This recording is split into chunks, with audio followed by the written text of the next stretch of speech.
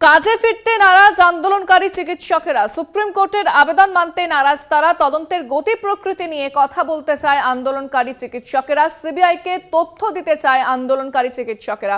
CBI যেরকমটা আবেদন, যেখানে সুপ্রিম কোর্টের তরফ থেকে যেটা আবেদন করা হয়েছিল যে আন্দোলনকারী চিকিৎসকেরা যাতে কাজে ফেরে, তবে তারা কাজে ফিরতে এখনই নারাজ। তারা চাইছেন যে ঘটনা সেটার বিচার না হলে, ঘটনার কোনো সুরাহা বা কিনারা না হলে তারা কাজে ফিরবেন না, সেই দাবি জানিয়ে আসছেন চিকিৎসক পড়ুয়ারা।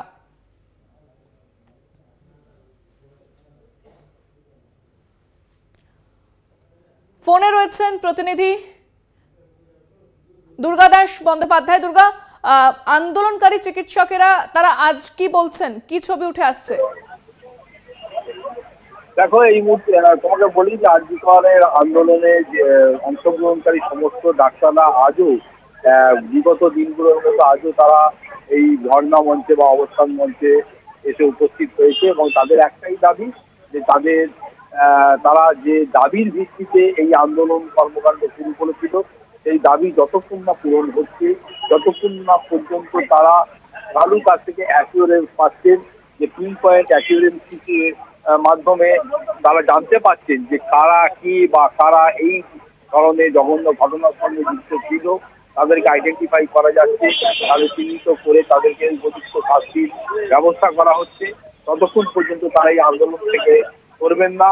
পাশাপাশি আজকে 10 জনের একটি প্রতিনিধি দল ইতিমধ্যেই তারা রওনা দিয়েছে সিডিও কমপ্লেক্সের উদ্দেশ্যে। সেখানে সিবিআই আধিকারিকদের সঙ্গে তারা দেখা করবেন, তারা জানতে চাইবেন যে তাদের যে ইনভেস্টিগেশনের গতি প্রকৃতি, তারা কতদূর এগোলেন, কতদূর তারা পিন পয়েন্ট অ্যাক্টিভিটির দিকে এগিয়েছেন এবং তাদের কি কি প্রতিবন্ধকতা ফেস করতে হচ্ছে।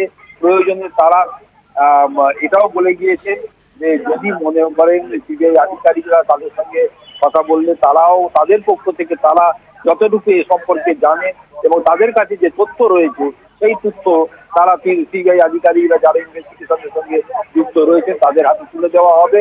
তবে এটাও বলেছেন যদি এই যে সুপ্রিম কোর্টে বিগত দিনে এই সিবিআই এর পক্ষ থেকে একটা দাবি করা হয়েছে যে এভিডেন্স ট্যাম্পারিং এর অর্থাৎ এভিডেন্স ইতিমধ্যেই ট্যাম্পার করা হয়েছে বলে যে অভিযোগ তুলেছে, সে বিষয়ে তারা বলেছেন যে তাহলে স্পষ্ট করে সিবিআই তাদের অবস্থান প্রকাশ করুক, তারা বলুক যে এভিডেন্স ট্যাম্পার করা হয়েছে এবং এই এভিডেন্স যে বা যারা ট্যাম্পার করেছে তাদের চিহ্নিত করে তাদের কথাও জনসমক্ষে আনা হোক, তাহলেই পরবর্তী পদক্ষেপ কি হবে সেটা তারা ঠিক করবেন।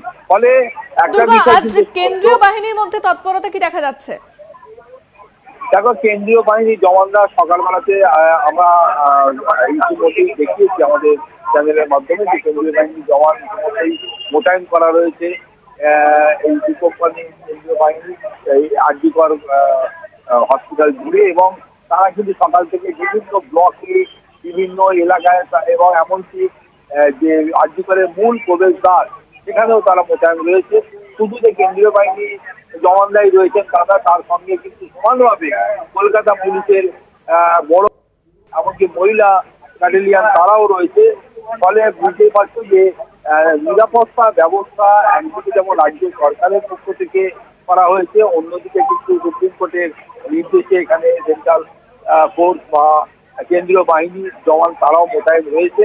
আর একটা উল্লেখযোগ্য বিষয় হচ্ছে যে আরজিকর কলেজের মূল যে ফটক যেখান দিয়ে প্রবেশ দ্বার, যেখান দিয়ে রুগী বা রুগীর পরিবারের লোকজন প্রবেশ করেন, সেটা কিন্তু এতদিন আটকানো ছিল বা সেখানে গার্ডরেল দেওয়া ছিল। এটা কিন্তু আজকে পুরোপুরি ভাবে খুলে দেওয়া হয়েছে এবং সেখান দিয়ে অবাধে কিন্তু রুগী এবং রুগীর পরিবারের লোকেরা আসা যাওয়া করতে পারছে। একেবারে ধন্যবাদ দুর্গা। কথা বললাম প্রতিনিধি দুর্গাদাস বন্দ্যোপাধ্যায়ের সঙ্গে। আমরা শোনাবো আপনাদের যে আন্দোলনকারী চিকিৎসকেরা কি বলছেন আজ। আমাদের পরবর্তী পদক্ষেপ সম্মিলিত বডি থেকে যেটা উঠে এসছে, আমাদের সিজ ওয়ার্ক যেমন চলছিল সেভাবে চলবে। সিনিয়র চিকিৎসকরা এমার্জেন্সি এবং ওপিডি সার্ভিস যেভাবে চালাচ্ছিলেন, যে পরিষেবাটা পাওয়া যাচ্ছিল সেই পরিষেবাটা কন্টিনিউ থাকছে। আমি সমস্ত ডিপার্টমেন্ট থেকেই যেটুকু আমাদের খোঁজ পেয়েছি তাতে ওপিডি এবং এমার্জেন্সিতে রুগীরা আসছে, তারা পরিষেবা নিচ্ছে। এই ঘটনার মোটিভ কী ছিল, এই ঘটনার উদ্দেশ্য কী ছিল, সেটা যদি আমি না জানতে পারি, তাহলে আমি সিআইএসএফ দেওয়া হোক, সিআরপিএফ দেওয়া হোক, কলকাতা পুলিশ সবাই এখানে চলে আসুক, আর্মি নেভি যেই আসুক না কেন, ওই উদ্দেশ্যটা না থাকলে যে কোনো দিন এই ঘটনা ঘটতে পারে আবার। তাহলে ভবিষ্যতে এই ধরনের ঘটনা যাতে না ঘটে তার জন্য তদন্তের গতি প্রকৃতি কী, সেই সিবিআই যে তদন্ত প্রক্রিয়া চালাচ্ছেন সেই প্রক্রিয়ার মধ্যে এই জায়গা কতটা উঠে এসছে এখন অবধি, কি আছে তার মধ্যে। আমরা কর্মবিরতি আজীবন চালিয়ে যেতে পারবো না।